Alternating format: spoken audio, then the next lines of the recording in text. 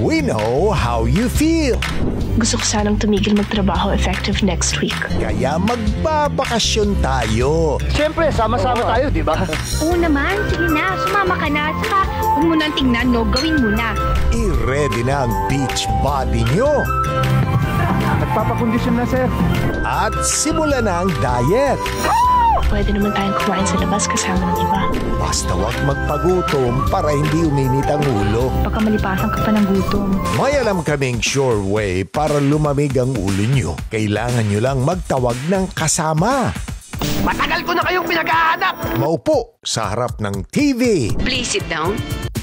At sabay-sabay tayong mag-movie marathon for free. I'm sorry.